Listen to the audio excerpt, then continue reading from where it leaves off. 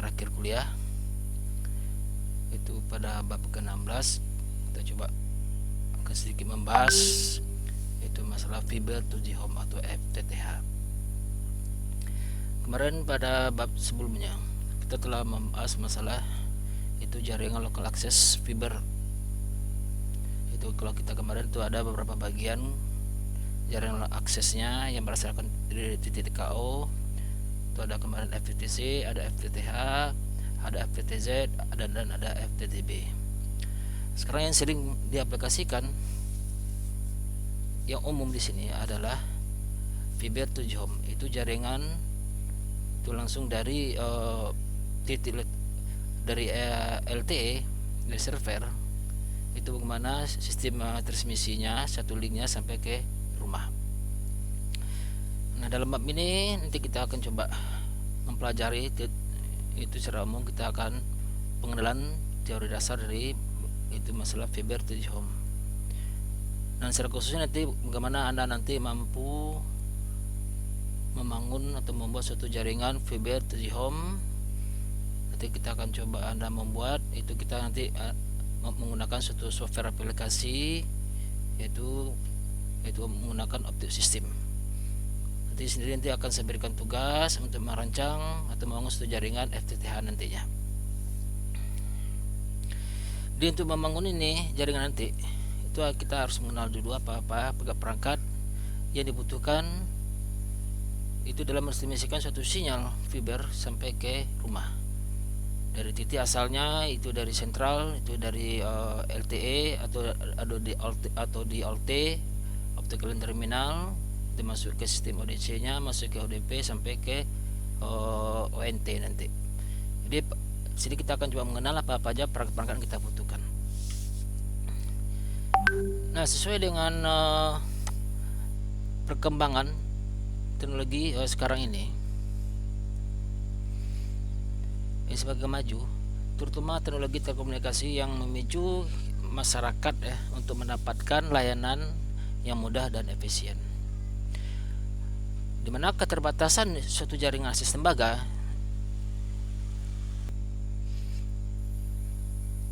yang kita nilai belum dapat menampung kapasitas bandwidth yang besar itu dengan kecepatan yang tinggi. Nah, disinilah akan terpacu atau memicu semua operator ingin meningkatkan kualitas layanan dengan membuat suatu infrastruktur jaring baru yang berbasis optik sampai ke rumah pelanggan, atau yang kita kenal itu jaringan fiber to the home atau FTTH. Dengan menggunakan teknologi FTTH, di sini layanan telekomunikasi itu dapat diakses lebih cepat dibandingkan kita menggunakan jaringan tembaga di sini.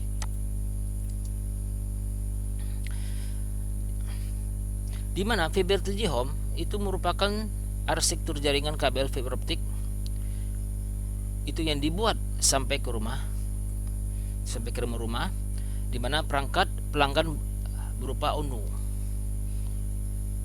Di mana kemudian di perangkat pelanggan berupa UNU itu optical network unit ditempatkan pada rumah, posisi rumah nantinya. Di mana teknologi FTTH itu merupakan suatu jaringan optik dari pusat penyedia provider ke kawasan pengguna. Nah, pusat di sini berarti kita itu dari servernya atau dari OLT nanti ya, di kawasan sampai nanti ke pengguna atau pelanggan. Itu dengan menggunakan transmisi optik nanti, kabel serat optik. Itu jarak antara pusat layanan dengan pelanggan nanti itu mencapai jarak maksimal itu sampai 20 km. Nah, di mana bagian provider itu terdapat OLT nanti. Atau di servernya itu optical line terminal. Nah, kemudian OLT itu akan dihubungkan ke UNU, optical network units. Nanti akan terletak di rumah pelanggan.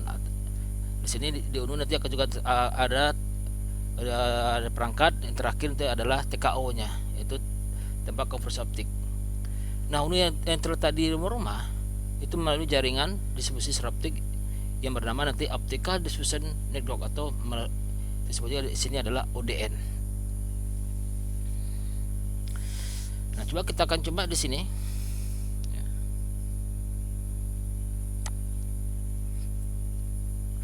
Itu komponen perangkat fiber 3G home. Nah, berdasarkan pada gambar segmentasi jaringan, maka dapat kita jelaskan ada beberapa elemen perangkat yang dipakai pada fiber 3G home. Nah, sebelum kita lebih jauh di sini, coba kita lihat dulu ke bagian bawah, ya, bagaimana situ jaringan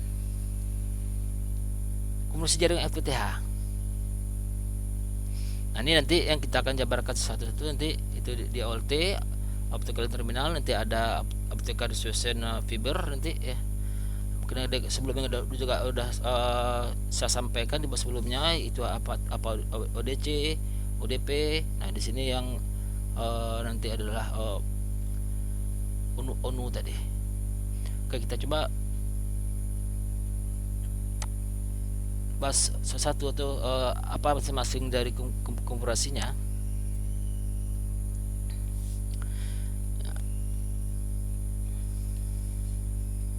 Yang pertama kita coba komponennya di sini itu adalah ODC. Nah, ODC sebenarnya kemarin juga sudah dipaparkan sebelumnya. Di mana ODC adalah suatu perangkat pasif yang diinstalasi di luar STO. Itu di sistem telepon otomatis. Itu mempunyai fungsi sebagai berikut. Di mana ODC akan berfungsi sebagai titik terminasi ujung kabel feeder. Nah, ujung kabel feedernya, kabel feeder akan berasal dari nanti adalah dari OLT, dari server. Kemudian ODC juga sebagai titik distribusi kabel dari kapasitas besar kabel feeder, dimana kabel feedernya adalah itu dari OLT menuju ke ODC nanti. Itu akan menjadi beberapa kabel yang kapasitasnya lebih kecil, itu kabel distribusi untuk visibilitas nanti. Kemudian tempat penempatan splitter. Nah, jadi splitter akan ditempatkan di rak atau di kabinet ODC nanti. Kemudian tempat penyambungan. Di sini salah satu untuk terminal ODC. Ini rak kabinetnya. Mana tempat penyambungan itu dari OLT yang itu nanti akan menggunakan kabel feeder baru masuk ke ODC. Nanti dari ODC akan kita pasang splitter nanti baru masuk ke ODP nantinya. Kemudian pengenalan apalagi namanya nanti optical line terminal atau OLT adalah jenis perangkat aktif. Ini yang berfungsi sebagai perubah yang berada di server. Di sini akan mengubah sinyal listrik yang akan digunakan pada perangkat provider menjadi sinyal fiber yang akan digunakan untuk jaringan PON, karena kita nanti di ODC menggunakan passive splitter, itu passive optical network ya, serta untuk proses multiplexing dengan perangkat yang ada pada ODC nantinya. Kemudian ODP itu optical distribution point.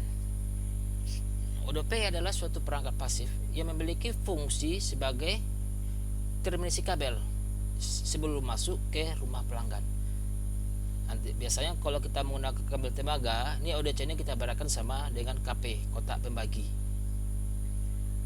Jadi ODP ini sebagai memiliki sebagai terminal kabel nanti sebelum masuk ke rumah pelanggan yang mempunyai fungsi sebagai berikut. Jadi ODP ini ada beberapa fungsi. Itu sebagai titik terminasi ujung kabel distribusi dari titik tambat awal ya, di sini pangkalnya itu kabel drop wire. Jadi di sini akan masuk dari kabel drop wire itu ke rumah kita, biasanya kita menggunakan kabel jadi kabel FTTH nanti. Nah, juga ODP berfungsi sebagai titik distribusi kabel distribusi menjadi beberapa saluran kabel drop ya. Nanti ada beberapa dari ODP nanti ada di drop ke beberapa ke rumah. Nah, bisa juga tempat splitter atau planar splitter. Dan di ODP juga bisa kita tempatkan, kita tambah menggunakan splitter nanti. Juga ODP berfungsi untuk tempat penyambung kabel, distribusi, dan tempat terminasi kabel drop. Ini beberapa fungsi dari aplikasi dari ODP nanti. Nah, ada beberapa jenis tipe ODP yang digunakan.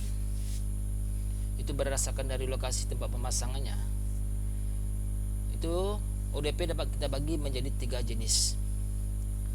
Yang pertama nanti ODP walls atau on pole, di mana ODP jenis ini dipasang di dinding atau juga dipasang di atas tiang, yang tentunya pada instalasi kabel drop atas tanah atau areal di sini. Nah, jadi gambar terlihat di sini, ini adalah contoh ODP wall atau dot pole. Nah, bisa kita pasang nanti di dinding, bisa juga dipasang di tiang nantinya. Kemudian yang kedua ODP pedestal. Nah, jadi ODP pedestal adalah jenis ODP ini diinstalasi di atas permukaan tanah, dan ODP ini digunakan untuk instalasi kabel drop bawah tanah dengan pelindung pipa PVC 2 cm. Kemudian ODP pedestal nih contohnya, ini dia di atas tanah ya. Nah, ini biasanya yang terhubung ke bawah tanah nanti dropnya. Kemudian yang ketiga ODP closure.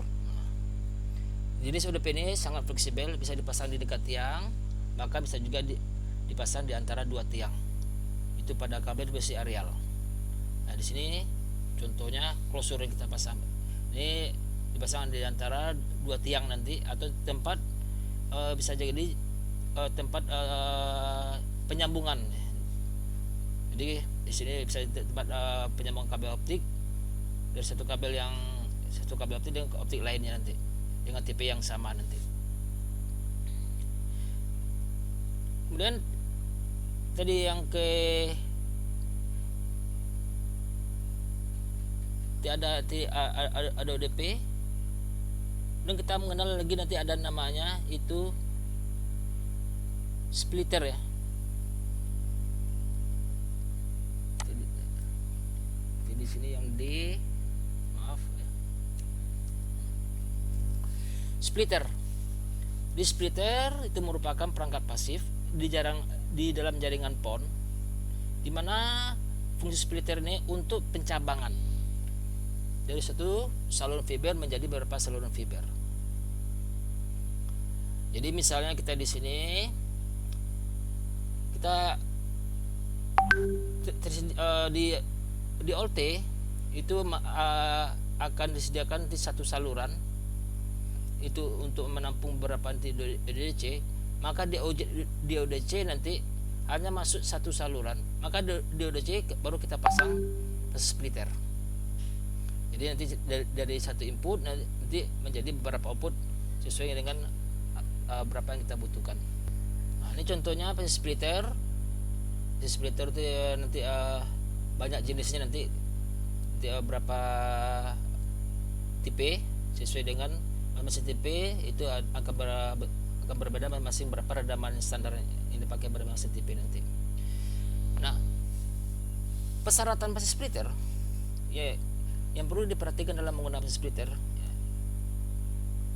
Nah, ingat redaman splitter tadi, di mana jenis splitter ini ada beberapa jenis redamannya. Nah, itu yang harus kita perhatikan nanti, karena mengingat pasang splitter ini mempunyai redaman cukup besar, maka kita perlu perhitungan nanti berapa loss budget sampai penerima.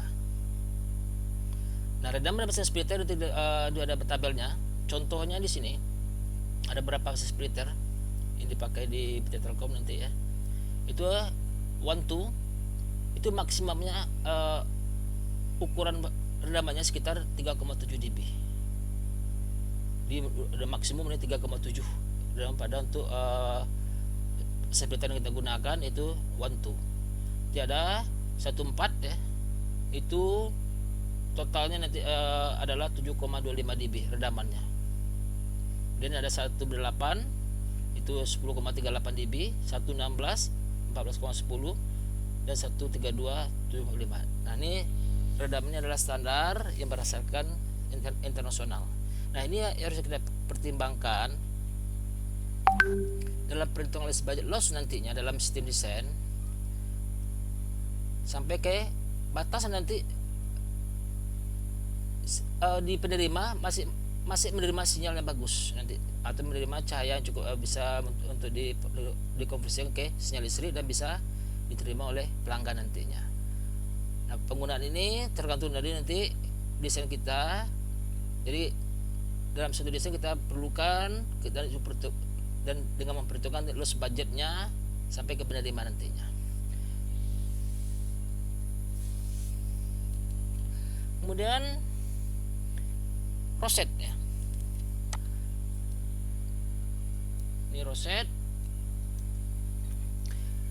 Ini merupakan perangkat parasel yang diletakkan di dalam rumah pelanggan.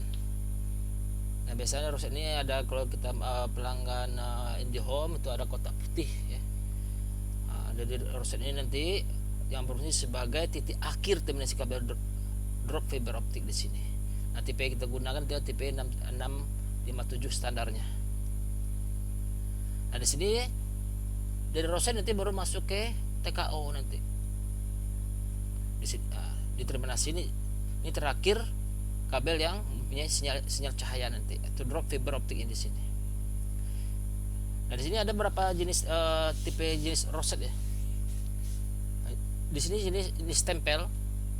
Nah, ini yang biasanya stempel yang letaknya yang dipakai IndiHome sekarang.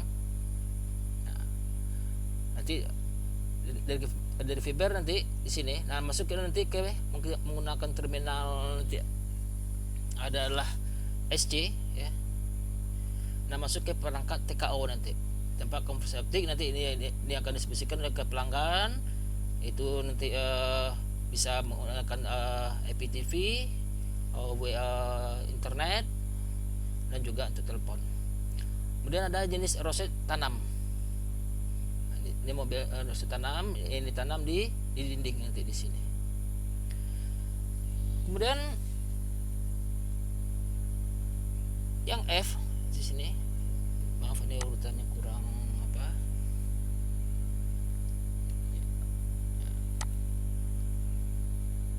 Ya, B. Ini F.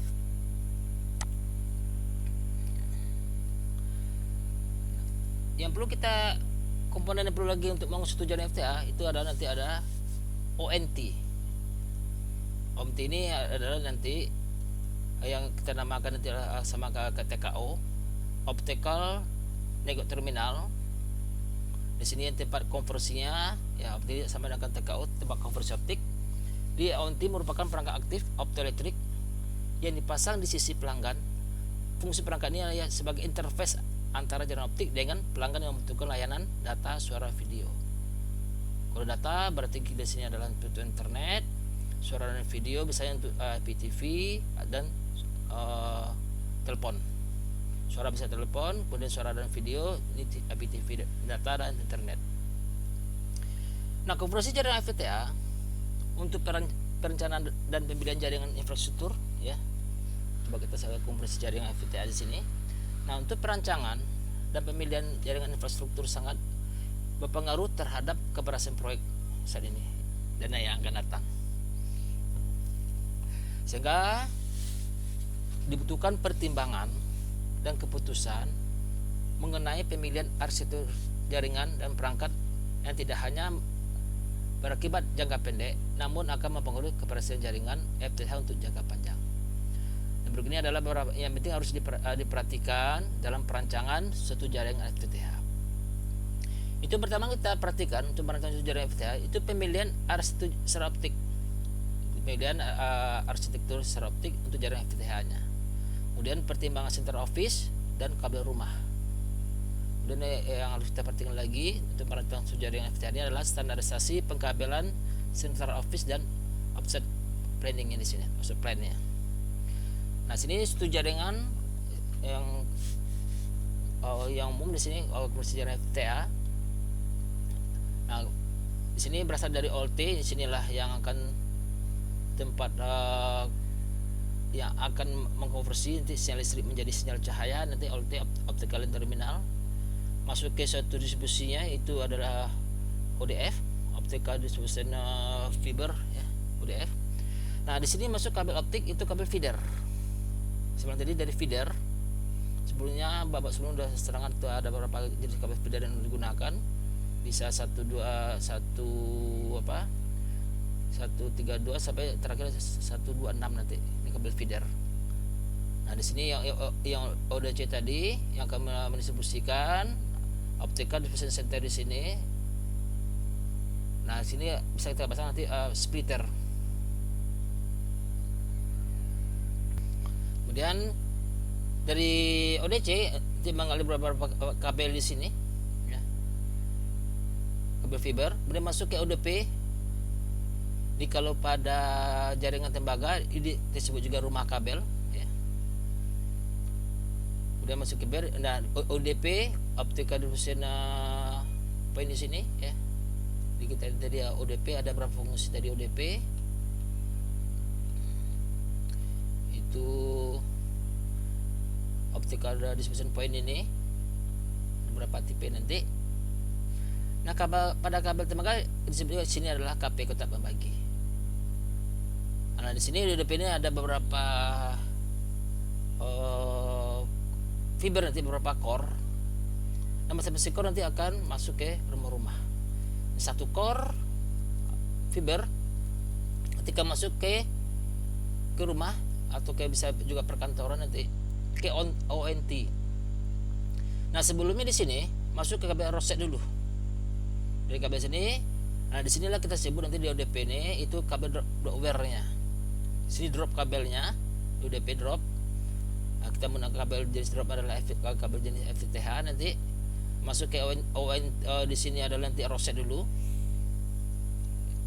Nanti ada tempel di sini kita gunakan nanti ya, tempel di sini. Nah, baru masuk ke ONT, optical terminal ONT, atau di sini secara umum disebut TKO-nya di sini, optical terminal. Nah, di sini yang kita distribusikan nanti.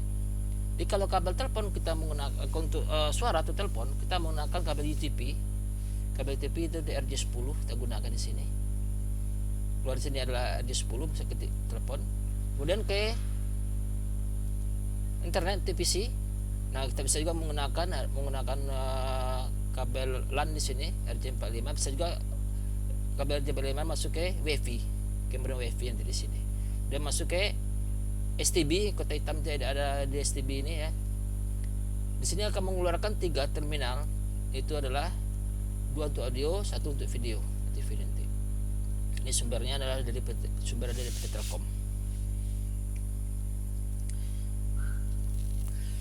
Nah, di sini ada beberapa jenis topologi jaringan FTTH yang bisa digunakan nanti dalam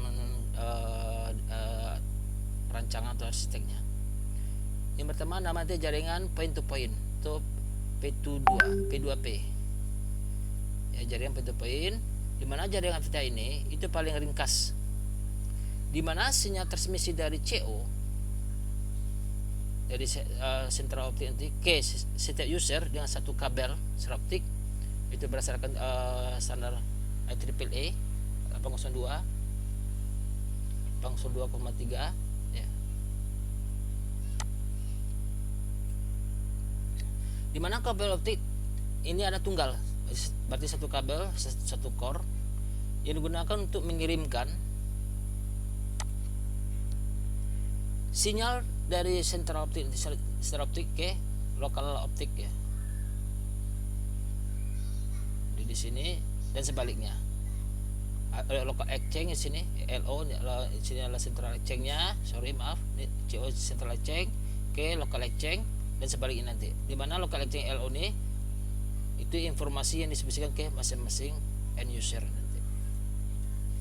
Kemudian jaringan kedua pada FTTH ini bisa menggunakan jaring optik aktif atau OWN, di optical terminal OWN, di mana jaringan OWN ini itulah jaringan point to multipoint, disebut juga dengan P2MP ya.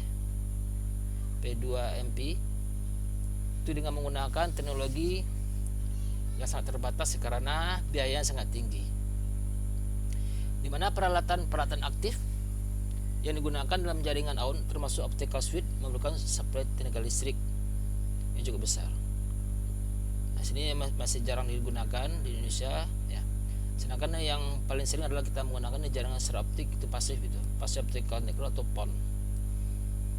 Sama dengan OWN tapi dia menggunakan juga P2MP ya, tapi komponennya adalah komponen menggunakan komponen aktif yang pada OWN ini diganti dengan komponen pasif menggunakan pasif optical splitter.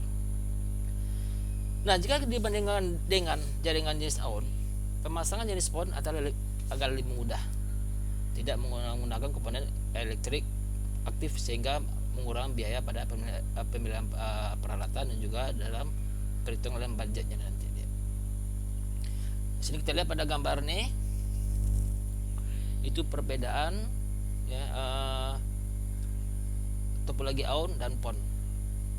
Sebetulnya pada sisinya secara konsep hampir sama, tapi perbedaan nanti hanya pada sisi splitternya nanti. Ini OWN, ini kita menggunakan nanti sistemnya nanti adalah dari OLT ya, bisa jarak sampai 70 km ya. Ini ONT nanti ya, ini ODC dimasuk ke ya. Ini kapasitas ini tergantung dari yang dibutuhkan oleh ONT nanti, optical network terminal nanti. Ini pelanggan A ya. Kemudian ini PON. Kalau dilihat konfigurasinya di sini, kalau pada OWN itu setiap perangkat, setiap itu memerlukan komponen aktif nanti di sini. Nah, di sini kita membutuhkan biaya yang cukup besar, membutuhkan energi listrik cukup besar juga. Sedangkan pada PON itu satu fiber, ini bisa kita cabangkan. Sini kita cabangkan. Sedangkan pada OWN itu satu pelanggan ABC dan masing-masingnya di sini itu harus mempunyai perangkat praktis. Ini pelanggan DFP ya, dan masing-masing harus menggunakan komponen aktif. Sedangkan pada PON tidak bisa kita menggunakan splitter di sini. Itu input satu bisa menggunakan sini beberapa output, bisa 2, bisa 4 sampai 32 outputnya. Satu input bisa 2, bisa 4 pelanggan. Tapi di sini kalau pada OWN itu antara jaraknya akan berbeda. Nah, udah sampai OLTK bisa sampai 90 km. Nah, ini yang kelebihan dari OWN ya, sampai 90 km. Sedangkan pada PON itu hanya maksimal sampai 20 km. Antara sentral sisi provider atau sisi dari OLT di sini, ini OLT optical terminal ya, sampai ke pelanggan itu hanya bisa sampai 20 km. Nah, sini perbedaannya nanti ya. Nah, antara kita menggunakan topologi OWN dan PON. Nah, itu yang nanti yang secara garis besar itu perangkat yang yang digunakan pada suatu jaringan FTTH. Bagaimana kita cara mendesain suatu jaringan FTTH? Jadi konsep dasar desain jaringan FTTH itu kita mempertimbangkan layanan di sini. Konsep dasar kita harus mempertimbangkan layanan yang digunakan atau yang diminta, kemudian pemilihan teknologi yang kita pakai nanti, dan kita juga itu nanti keuntungan kerugiannya. Di mana aturan umum desain FTTH ini itu ada, itu kita menggunakan ini duct system. Nah, di rumah kita menggunakan duct system untuk ke rumah yang sudah menyiapkan saluran penangkal bawah tanah menggunakan kabel aerial sistem, menggunakan kabel aerial ya, menggunakan aerial, kabel optik aerial sistem untuk aerial ke perumahan. Dan juga aturannya adalah microduct system ya, kemarin juga kita terangkan pada suatu sebelumnya, ada microduct system untuk perumahan yang tidak memungkinkan menggunakan sistem aerial atau duct. Kalau tidak mau dari OLT sampai ke perumahan tidak mungkin menggunakan kabel aerial dan kabel duct, kita nanti akan menggunakan sistem microduct. Ini salah satu ya, perhitungan kita ya dalam mendesain suatu jaringan FTTH.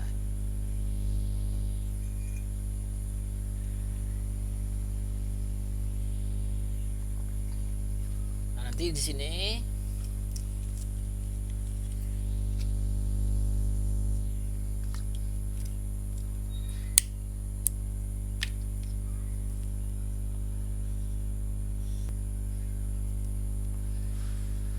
contoh di sini kita perhitung FTTH ini harus kita pertimbangkan nanti dalam mendesain suatu jaringan FTTH itu dari server atau dari OLT sampai ke ONT nantinya. Nah, yang kita pertimbangkan nanti ada kabel fibernya dan berapa losses kabel fiber ini per kilometernya nanti. Nah, standarnya per kilometer di sini itu adalah 0,35 dB per kilometer. Nah, biasanya di sini bisa volume bisa 17 pikor nanti ya. Itu total redamannya nanti yang diizinkan itu 5,9. Kemudian pertimbangan lagi itu dari kabel feeder ini masuk ke ODC, nanti kita menggunakan splitter. Nah, di sini berapa buah kita menggunakan splitternya, kemudian berapa jenis splitternya. Nah, sini harus kita lihat hitung berapa nanti loss budgetnya, nanti masih bisa dipakai nanti. Nah, kemudian konektor pada penyambung kabel nanti. Biasanya nanti konektor apabila kita menggunakan nanti di closure atau ODP closure nanti. Nah, di sini kita pertimbangkan adalah berapa losses konektor nanti hasil sambungan menggunakan terminal SC, menggunakan sistem UPC nanti. Nah, redaman nanti itu kalau bisa di bawah, di sini standarnya di bawah 0,25 dB. Nah, volume sini bisa di sini itu minimal 5 titik sambung, 2 titik sambung. Itu total redamannya nanti bisa totalnya hanya sampai 1,25. Kalau 2 titik sambung 0,5. Nanti kita perhitung aja ini adalah loss konektor. Nah, loss sambungan, hasil sambungan juga kita pertimbangkan nanti disambung pada kabel feeder misalnya.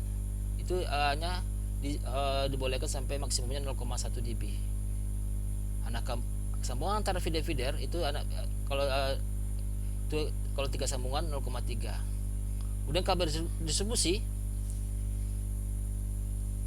yang disambung itu adalah 0,1 sambungan. Kemudian kabel drop kabel itu dari DP ke rumah menggunakan drop kabel FTTH juga sambungan itu di bawah redaman sambungan sekitar 0,1 dB. Nah, total redaman